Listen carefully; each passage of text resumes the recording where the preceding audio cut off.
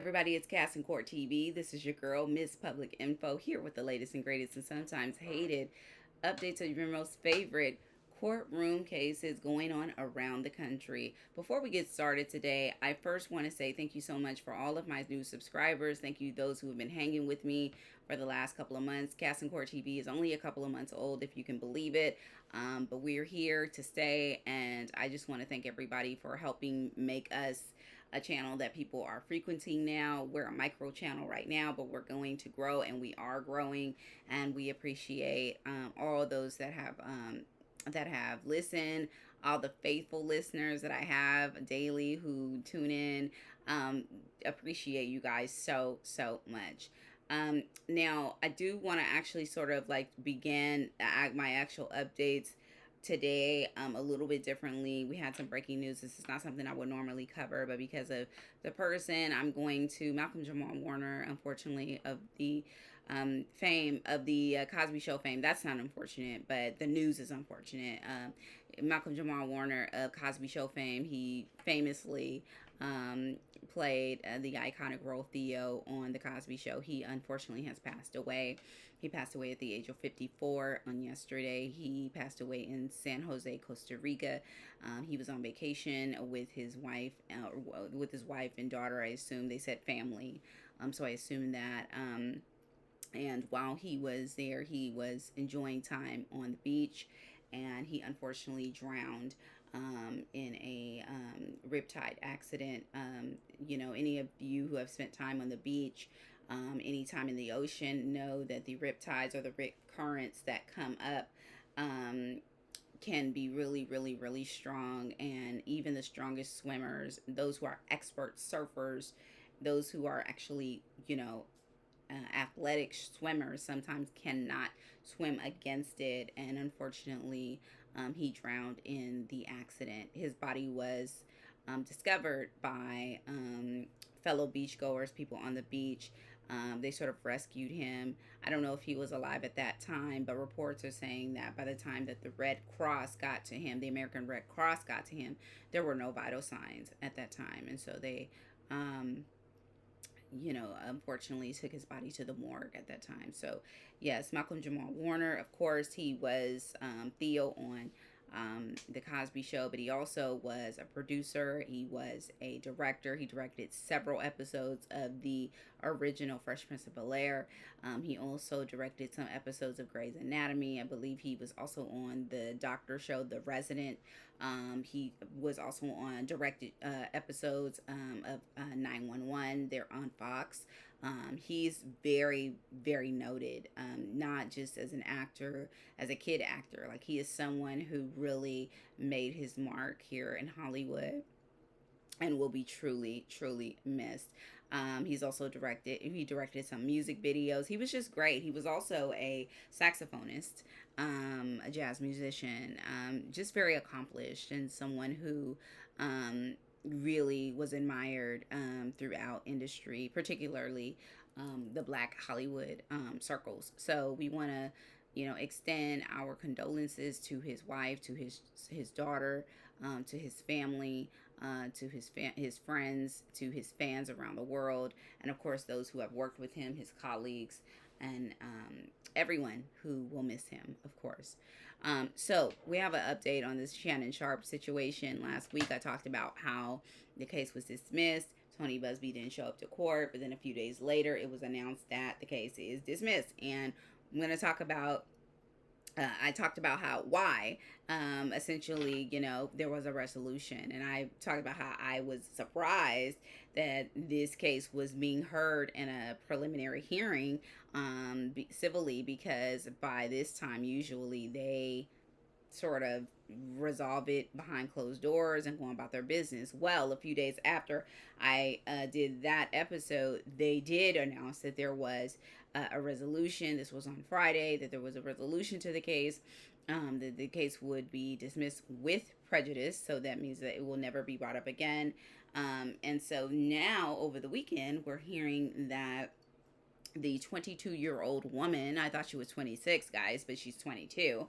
The 22-year-old woman that was accusing Shannon Sharpe of this behavior during their relationship has resolved this matter for $15 million.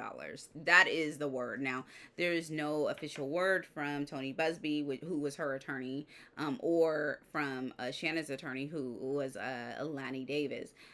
So we don't know if that's true, but that is what's being said across YouTube, across, blogs and things of that nature, that it was $15 million. Now, I made note to you guys on Friday that if she settled for anything, comparable or less than the 10 million, that she was kind of dumb, because she took this thing all the way to court. She filed the case. So if you're going to file a case after you've originally been offered $10 million and you refuse it, and then go on to try and sue for 50 million, then you better get something closer to that 50 than that 10. But she didn't actually get much more than that.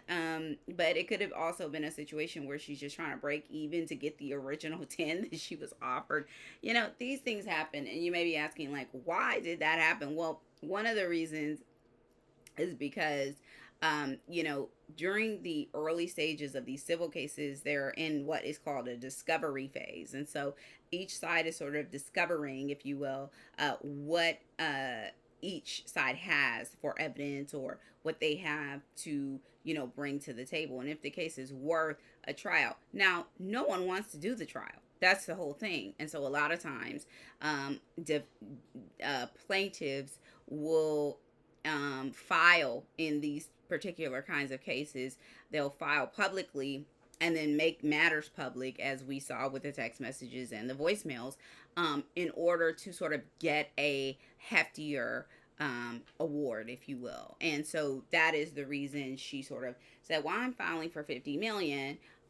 She did not expect the 50 million, but she wanted more than the 10. And that's essentially what ended up happening, that she's getting more than the 10. So that's the news on Shannon Sharpe. Again, guys, I'm gonna need Shannon just to, date someone his own age at this point.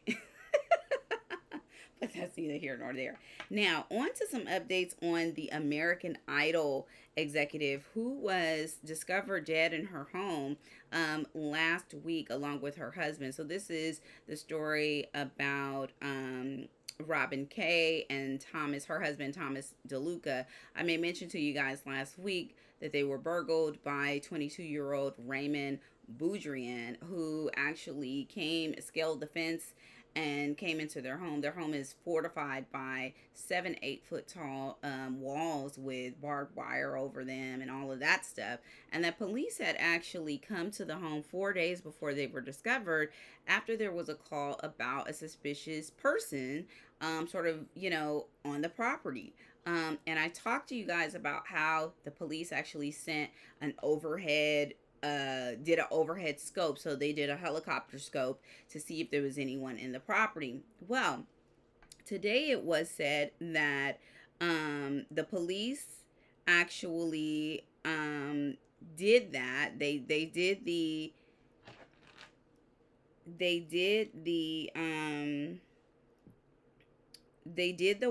perimeter walk. The police did. They did the helicopter a few times, and then they left. Despite the nature of the call, police did not make entry, which is something they should have did.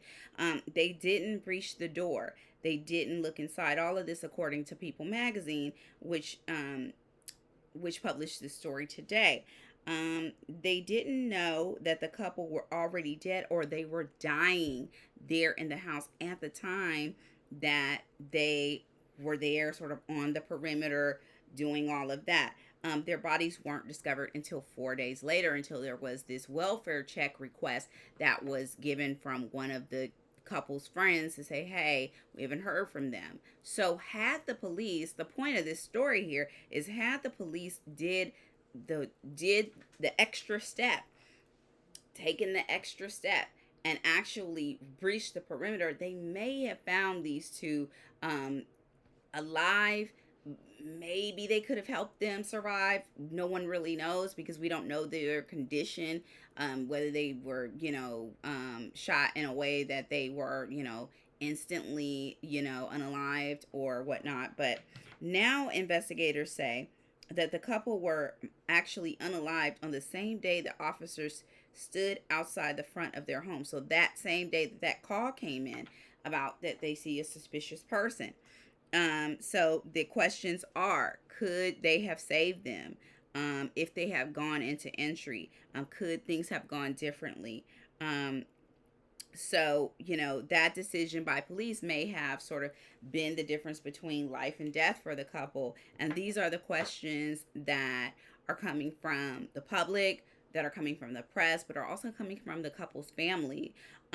So it's really, sad to know that police were there, but they were that close but didn't go, any further than that. And listen, guys, I'm not a, when I my time in law enforcement, I was at the district attorney's office, so I never sort of worked in the investigatory area of law enforcement. But of course, I worked with law enforcement. I worked with police officers and detectives, and one thing I know about them is that when they get these kinds of calls, if they see something that is like, okay, oh my gosh, there's a problem here, then they breach the perimeter. Now, what I find interesting is that they did not breach the perimeter until 4 days later when they get the welfare check call. And what the welfare check call said was that once they got into the actual inside of the, because there's a wall, so once they got inside of the gate of the home, that's when they saw that there was for sure a problem. There was something, they didn't say what it was. Maybe it was a broken window or something like that.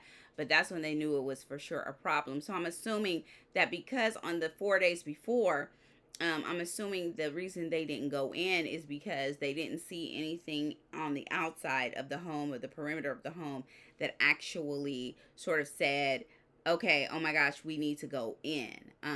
So they kind of just went on about their business. Listen, the Los Angeles Police Department is a huge precinct, or a huge department with several precincts. Of course, it's a huge city.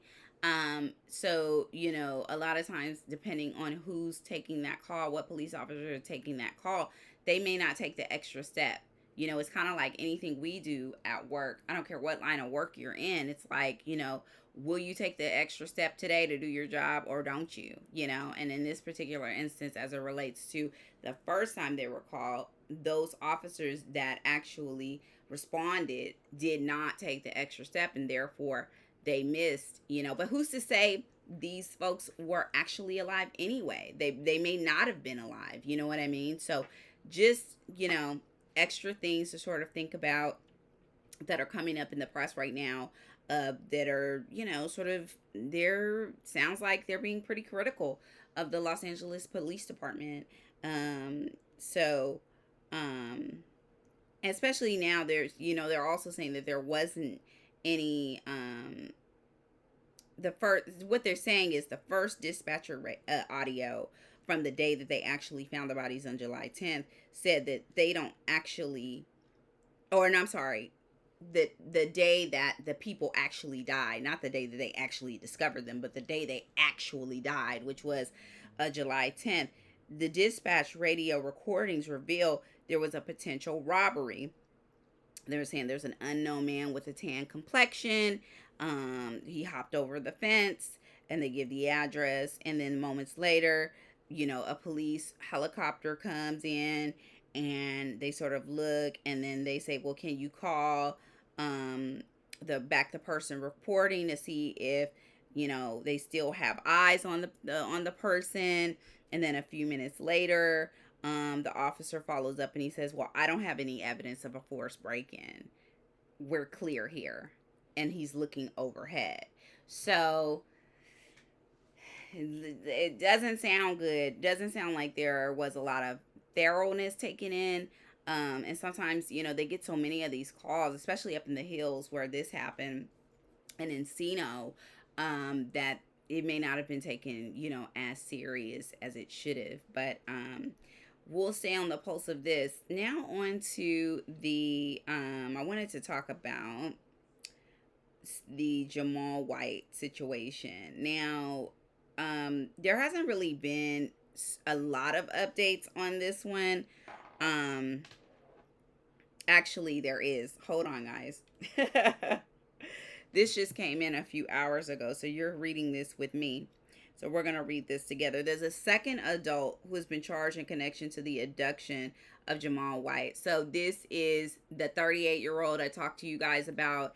I didn't give his name. He was not charged, but he has been charged now. Remember, I told you there was a 14-year-old, a 38-year-old, and of course the 25-year-old Corey Williams, who we known his name from the beginning.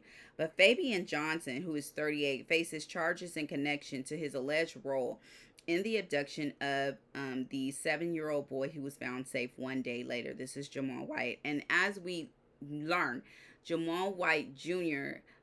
Was basically a pawn in this because the real target was his mother, and she was the target because she's apparently a known drug dealer who's known for sort of flashy dressing, flashing her money, stacks of money, stacks of drugs, apparently. And the 14-year-old, who sort of was the brains of this operation, grabbed these other two guys, these two adults, oh my gosh, to actually commit this, heinous kidnapping. They went to her house first. She wasn't there, and the 14-year-old came up with a alternate plan, saying, hey, okay, now let's go rob the dad. And they happen to see Jamal Jr. and Jamal Sr. outside coming from the park. They chase the dad runs in the house. Jamal is there, and they just grab him and take him, and then we know the rest. And so at this point, it says on July 15th, Fabian Johnson was arrested in connection with the abduction, which Casting Court TV did report.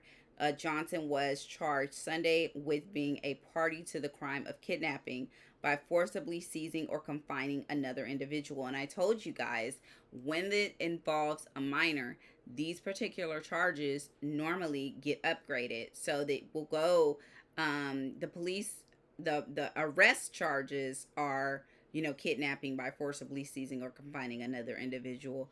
But the actual district attorney charges will likely have a sentence enhancer attached to it, as it relates to the fact that the person that was abducted was a child, especially a child under the age of like 10. So this is probably going to look really bad for these three guys, even the minor person. So according to a Milwaukee Police Department detective's interview with Williams, quoted in criminal complaints filed against Johnson and Williams, the two men and an unnamed 14-year-old companion planned to rob Jamal's mother at gunpoint. And then Williams said that both Johnson and the 14-year-old wore masks and brought guns, and that the three drove to a borrowed Jeep. And the borrowed Jeep was Corey Williams' girlfriend, who apparently he left work early to go borrow her car. The girlfriend actually was very cooperative in helping sort of locate Corey when the police contacted her. I'm assuming because it was her vehicle. But the police go on to say that Jamal White's mother, Siobhan Williams, was very unhelpful in her own son's rescue, that she would not give a statement to police about what she knew, and she would not sort of talk to them. And police said that this impeded their efforts to rescue Jamal sooner, and that had she given a statement, or had she been more cooperative, they actually would have found him sooner than they did, than the 24 hours. And I think it's worth noting as well that this trio of idiots, they also considered actually hurting Jamal. They talked about it, at least hurting Jamal, in order to get his mother to cooperate. Because so the plan B, once they didn't find her, was that once they got Jamal, they called her and said, hey, we've got your son, we need $100,000, come get him and give us $100,000. Jamal says that he heard them talking to her on the phone, and that he heard her say that she would come get him, that the next day that she would bring the money. And The next day comes and she does not come. And they say that the assailants call her 40 times and she does not answer the phone. So she was just not talking, and she knew that they had her son. So this is just very sad. I think about one of the things I wanted to talk about or to bring up was that poor Jamal. I just wonder how he's feeling, because what you guys have to understand and know, and I think I might have mentioned this last week, is that he's in the custody of DCSF. So what does that mean? It means that he's probably in a foster home or in some sort of group home or something like that. You're not talking about a bad kid. You're not talking about a kid that's not used to being around family. You're not talking about a kid that's sort of, oh, I'm used to being in the system. You're talking about a 7-year-old who is innocent, a 7-year-old who's not used to being in the system, a 7-year-old who's used to being with his family, a 7-year-old who's used to the finer things in life, given, what his parents can provide based upon the illegal activity his mother is involved in. But now, because of that same illegal activity, he's now in a place where he doesn't know people. He's with strangers, essentially. And, I thought about him this weekend and the days after hearing about this case, and I prayed for him, because these areas, when the kids get brought into the system like that, 7 years old, and they're amongst strangers and stuff like that, this is where kids get hurt. This is where things happen to kids. And I thought about the fact that, in my opinion, Jamal's parents have failed him. They have failed him. Like, we start with the mother and her activities. And I am pretty sure that the father knew that she's a drug dealer. And this is very dangerous. This is not something that either of them should be involved in. We don't have any evidence that points to the fact that the father is also a drug dealer. But the mere fact that he knows that this is what this girl does, because we've all seen the Facebook photos and videos, and he's right there when she's giving Jamal jewelry and bands of money. That one of the Facebook videos showed her giving him bands of money. I think it was like $10,000 bands, and it were a few of them. And his dad was right there, so he's aware of all of this. And I just feel like his parents have failed him. And then we saw on video how Jamal's father just left him to fend for himself out there with these 2 masked gunmen just coming after him. So this is a sad situation. I think as a community, this is what we all were sort of afraid of, this sort of thing where we were afraid of Jamal sort of being in a situation that was unsafe, but really he's in the Department of Child Family Services. He's not in a safe situation with that. So we're going to stay tuned. Everybody needs to just be thinking about him and having prayers. And I will say, these parents need to do some strong looking at their lives and how they're leading it and how it's affecting their family. Well, that's what we have for today, guys. I appreciate you for staying in there with me. And also, I just want to say I appreciate you guys for following the channel. Please don't forget to subscribe and like. Thank you to the new subscribers, those who have been rocking with me for a little bit. We're only 2 months old, but we really have grown quite a bit in that time. We went from 0 to almost 700 subscribers in just 2 months. And I'm just thankful for all of you guys. We're hitting milestones here at the Casting Court TV channel. We're growing. And I want to just thank you all for your support and continued support, continued interest. Please continue to engage. Please continue to like things. Please continue to, comment. Even if we don't agree, it's okay. We're a community. We're allowed to disagree, but as long as we do so respectfully. Thank you guys so much for everything, and I'll see you tomorrow, a little bit earlier tomorrow. I was a little bit late today. I had a little bit going on, but tomorrow we'll be back at our regular time for our next episode of Casting Court TV on our daily updates. All right, on the latest and greatest and sometimes hated. All right, guys, thanks so much. This has been Miss Public Info here with you. I'll talk to you soon. Bye.